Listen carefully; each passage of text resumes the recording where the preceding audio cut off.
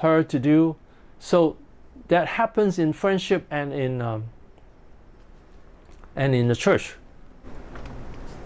Okay, the bureaucratic leadership. Bureaucratic leaders rely on established rules and procedures to guide the leadership approach. So they have organization rules. Okay, you have to have the board meetings, the membership meeting, the members meeting to arrive at certain decisions. There are many churches like that. But there are also many churches that they just discuss and then they agree and then they will put in action. One week they decide and then next week they put in action. Some churches have to wait for the yearly meetings or wait for the quarterly meeting in order to make decisions. So if they say, okay, we want to change, they have to wait for a quarter for that to be discussed in the meetings. Pros. Bureaucratic leadership focuses on minimizing risks by following established protocols and guidelines, that they reduce risks because they have rules already. Okay, so people have to follow the rules. So if you don't follow the rule, we don't let you, your ideas will not be accepted. So they avoid risks, that everything has to go through the procedure to make sure it's safe. They establish clear structures, rules, and processes that promote efficiency, consistency, and order within the organization. So they have a clear structure and rules that promotes efficiency. Now, sometimes it's not efficient. Sometimes it is. Some church organization is not efficient. It takes a long, long time to change. And also, they cannot change many things because it's hard to go through the process to bring about, like for instance, to have a youth meeting, a youth worship. There are many people opposed to that. Now, there might be reasons to oppose to that, but there are reasons to agree to that. For instance, maybe 80% of the members don't want a youth meeting, but the youth want a youth meeting. And then if you have a youth worship, the church can grow more. So the youth vote for a youth worship.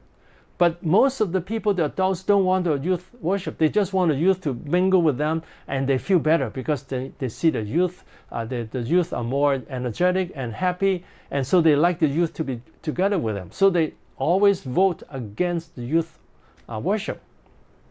What happens is the youth are not happy, and the church cannot grow. But if they allow the youth to have the separate worship, then the youth can become very happy and joyful, and then the youth worship can grow. So sometimes rules or procedures are not necessarily efficient. Sometimes they cannot achieve certain goals. And churches with strong bureaucratic rules, sometimes they cannot change. For years and decades, they follow the same rules. The church is always the same style, never change. The worship style is always the same, or they just sing songs, and it's always the same, never change. Now it will promote consistency because it will be always the same, more consistent, and order, that it will follow order. So that's an advantage. Okay, the cons.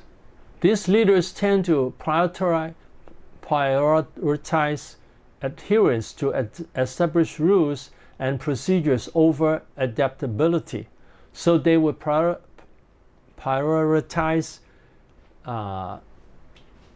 rules. They have to follow rules instead of adaptability, adapting to the situation. For instance, when the church suddenly have a lot of youth, it has to be adaptable. When you have so many youth, then you want to have a youth worship. So that is adaptability, thus making them inflexible and rigid in the approach. So that it is inflexible. It's hard to change. It's very rigid. Nothing changes. Furthermore, they often tightly control tasks and responsibilities, limiting individual autonomy and decision-making authority. So they control tasks, tightly control. The the things has to be done a certain way. You have to follow the rules, and also tightly control the responsibility. You have to do this, and then sometimes people have, each person has different strengths and spiritual gifts. They have certain spiritual gifts, but the rules might not allow them to use their spiritual gifts. And then limiting their individual autonomy. They cannot be autonomous. They cannot be free to do their own thing. Sometimes people, when they're free, they can do things better. And also in decision making, it's hard to have, so limiting the people to participate in, it's limit because the procedure of making decision is difficult, it's cumbersome. So it's hard for them to go through decision making. Okay, so bureaucratic leaders should have good bureaucratic rules and guidelines. He should test them before he makes them firm rules. So he should test the rules. He should try to analyze the situation, the organization, and the followers to see whether the rules are functional. So he should analyze the situation. Is this workable? Are these realistic? Should we follow these rules? And how does this work at home? So at home, if it's always rules, okay, you have to do this thing, do that thing. Now, if you have watched the movie The Sound of Music, you notice that at first, at home, that because the father was a military man, so he blows a whistle, and then the children all have to follow and obey. So that was at the beginning, it's all rigid. So at home, is it like that the children have to follow certain rules? Now, there are advantages of rules, but there's also the advantage of adaptability, that the rules can be adaptable. In the place of work, now, in many places of work, they have to follow rules. They have to follow protocols because it's they have the certain rules. The government might give them rules, and in a church, there has to be some rules, but it depends on how many rules, how rigid are the rules. And in friendship, now, if in a friendship it's always rules that is very,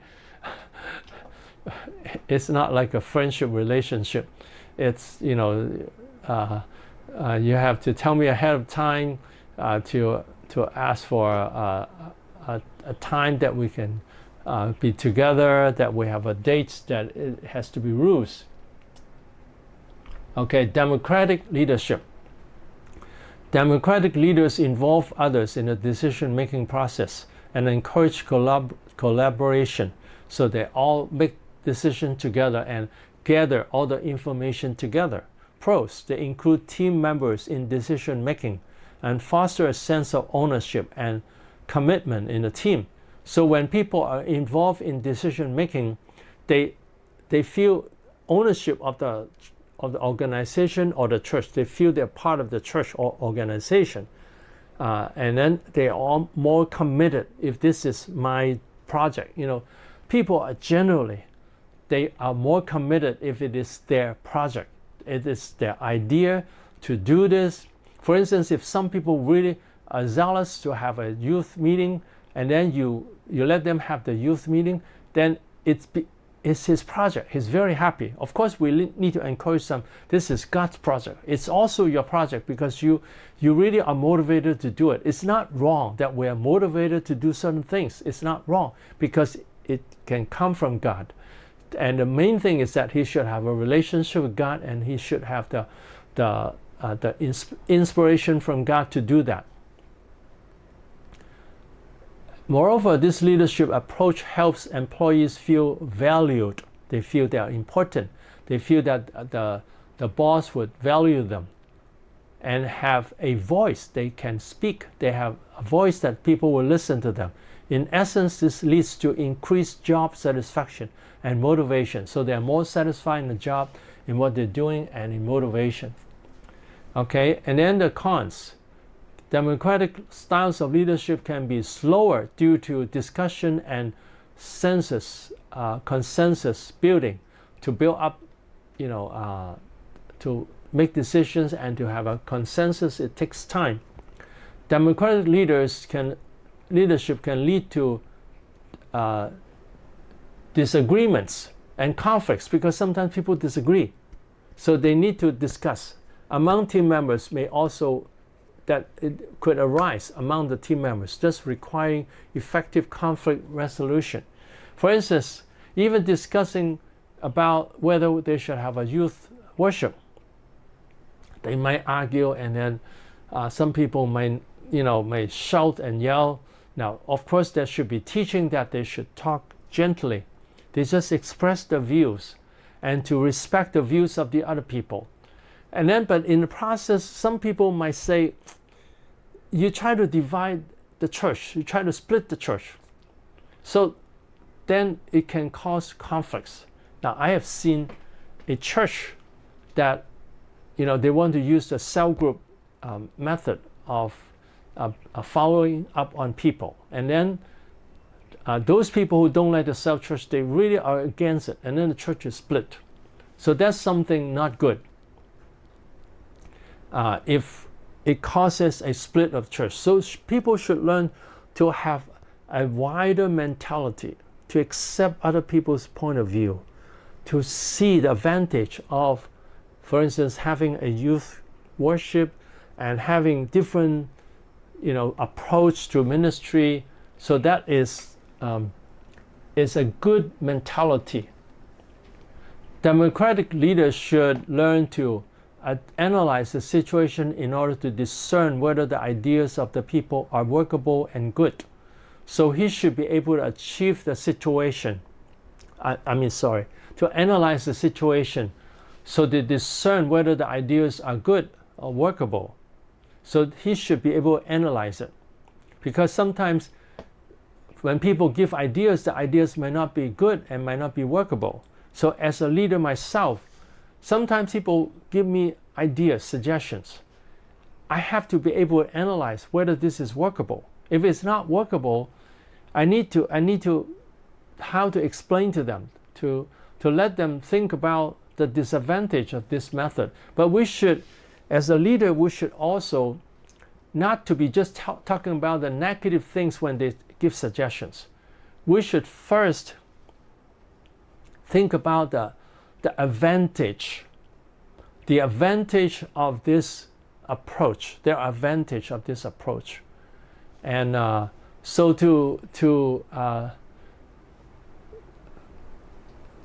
now I give you a real example of my wife.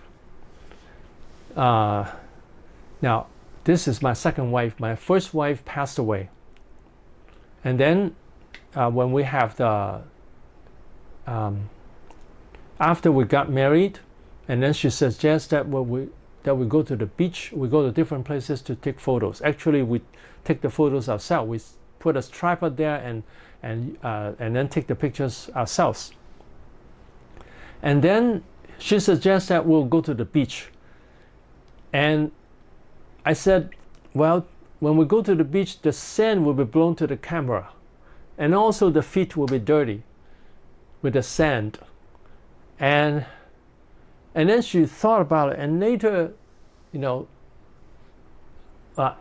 that situation, she just told me, she just said, well, but it's more romantic to take pictures at the beach. So I agreed to that. She told me the advantage. But later she asked me, she said, it looks like when I give some suggestions that you would first think about the disadvantages first. So I think about it.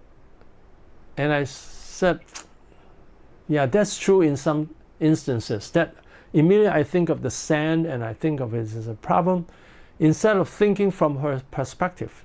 So I need to think about her perspective. Why does she want to go to the beach?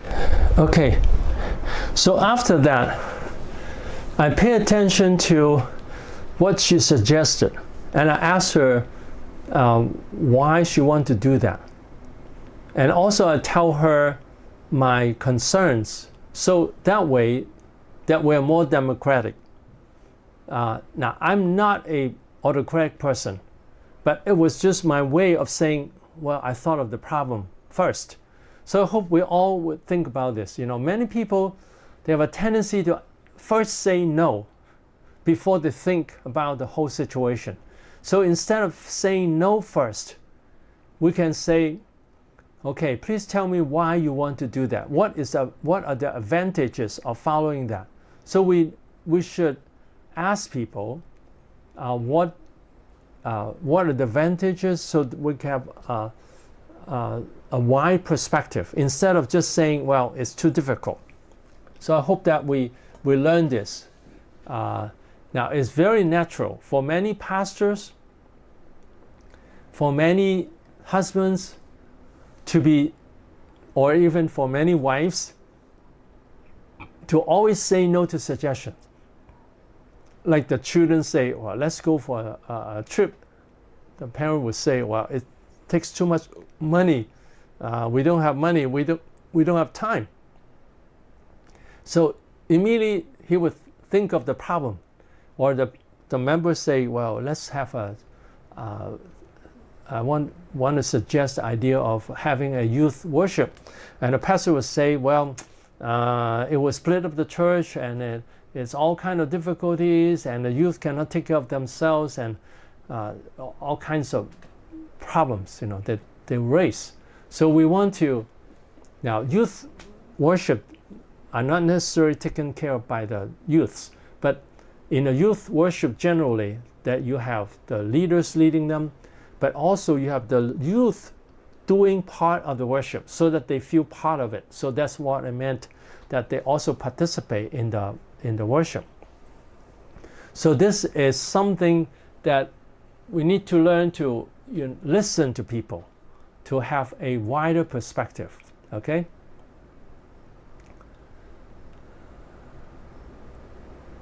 And then 2, he should build up good relationship with the people so that they will feel free to express and participate. So there should be good relationship, that they feel free, they don't feel threatened to give suggestions to the pastors. So are your members free to talk to you when they have suggestions? Or they're afraid to talk to you? Or they just talk to your wife? Or they just talk to some leaders? But they don't talk to you because they are afraid that you will reject the ideas. So we need to think about this as a leader. 3, he needs wisdom from God and should be able to discern the situation and bad suggestions in order not to bring destruction. So he needs to be able to discern, to have the wisdom from God. And then he needs to have the wisdom to show people why it is important to follow God's way, and why it is God's way that we do things this way. But sometimes people use, they're not using principles from the Bible. They just use tradition and they think that this is biblical. For instance, they say we have to sing hymns, and they think that this is biblical. Or, now I noticed that in some churches, now I hope you don't mind if that's happening in your church, that I say this. In some churches, they think that the women have to wear skirts. They cannot wear pants. Now, actually, this came from the Western church. In the Western church, generally, the women will wear skirts. But that is not a principle that the Bible says that women cannot wear pants. That's, there are many women who wear pants, but when they go to church, they have to wear skirts or dresses. Now that is not a biblical principle. It's just a tradition. But many people think that this is a church principle, a Bible principle, but it's not. So we need to discern what is from the Bible. So how does this work at home? Now, if it's democratic at home, we should also educate the children to think about the advantages and disadvantages of certain things, and also how important it is for us to obey God, how important it is for us to not to sin, so that their suggestion would not be saying, let us do it freely, let us just play games all the time, let us just watch TV all the time, so that they know that this would not be beneficial to them. So they need to understand, also in the church, they need to understand we don't do certain things because we know that this thing will damage the church. And in the place of work that discuss how to improve. Now, many places of work don't encourage discussion, but a number of places encourage that because they know that the workers have their opinion and they have their experience. When they do certain things, they notice that they have to overcome certain problems. So they need to discuss about the problem and how to solve the problem. And then how about in the church? Now, in the church generally, the members also participate in the decision making, and but sometimes, so there should be a balance of biblical principle and opinions of people, and to have the wisdom from God. So it's not just people's opinion. Now, some people think that if most people agree to do certain things, then it's the right way. It's not necessarily true. Because in a church, there can be many lukewarm Christians. They say, well, we don't want too many evangelism outreach, because they don't want to do it. They say, we cannot be in the welcome team. We cannot welcome people because those people don't like us. They don't accept us when we welcome them. Some people would give us reasons not from the Bible, that they don't want the church to go very zealous and evangelistic and spiritual or spirit-filled, because according to their opinion, they don't like it. So we don't let people's feelings to guide the church. It's not people's feelings. It's God's principle. So people should understand God's principle. They should understand the Bible. And then they discuss according to the biblical principles and according to the present situation, the present difficulties, how can we overcome the problems? So they should, when there is democracy in the church, there should be consideration of the biblical principle and the present situation and how to grow. Now, also it's true that many church members might not have the desire for the church to grow. They just want the church to stay as it is. They don't want to put too much effort into growth. They want to put more effort into keeping the church as it is so that they feel comfortable. And in friendship generally it's more democratic, because it's generally what they want, and if they don't want it, then they won't stay in the friendship. Laissez-faire leadership. The leadership provides freedom and autonomy to the individuals, allowing them to make their own decisions. So each person make their own decisions. Pros: laissez-faire leadership empower individuals with autonomy, pronouncing creativity and initiative. So they have the decision power, and they can use the creativity and initiative. Now, if the workers or the leaders or the followers, they all follow biblical principles, or they are creative and they follow good rules, then it's a good way, because then they are free to do what they want to do. So there's an advantage of the laissez-faire leadership, that each person can express and do things their way, that they find ways that are helpful to them. Okay, and then additionally, in this style of leadership, employees are encouraged to take ownership of the work, resulting in increased self-motivation. So they have ownership of what they do, and they have increased self-motivation. They have more self-motivation to make it work. So that's the advantage. For instance, now actually we should have this kind of leadership to a certain extent. For instance, we let someone take care of the youth worship. We let them have the power, the decision, the ability to make decisions. And then, of course, we want to know what they are doing, but we give them certain freedom. We give them certain freedom so that they are free to do what they do, and then they have a sense of belonging. The cons, this type of leadership the cons, the negative things, the problems, can lack structure and guidance, leaving employees feeling lost or uncertain. Sometimes employees will feel lost or uncertain or uncontrolled. No rules, they just do whatever they want to do. So it depends on the quality of the people. If the quality of the people is poor, then this method is not good. The freedom and autonomy granted in laissez-faire leadership can also lead to a lack of accountability and a decrease in overall productivity. So it's not accountable. People don't have to be accountable to someone, and also it's not productive if the people are not they're not responsible.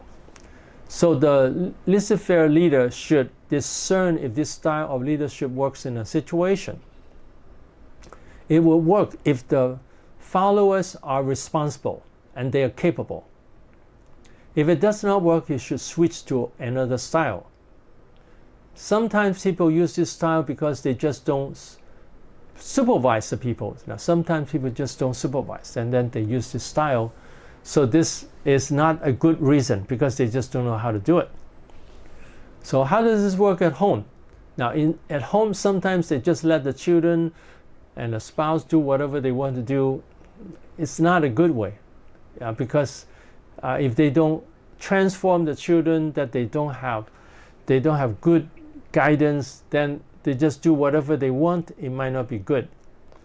And then also in the place of work, they just do anything they want. But if the people are responsible and they are capable, and they want the freedom, they can do things well, then it's good.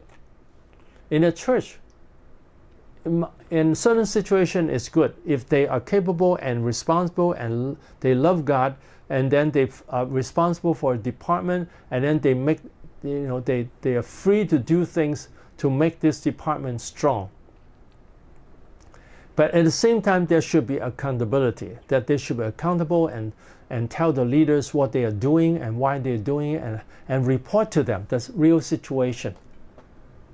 Well, in friendship, generally it's like that. But then if one side finds that the other person is not responsible, then he would not want to stay in the friendship.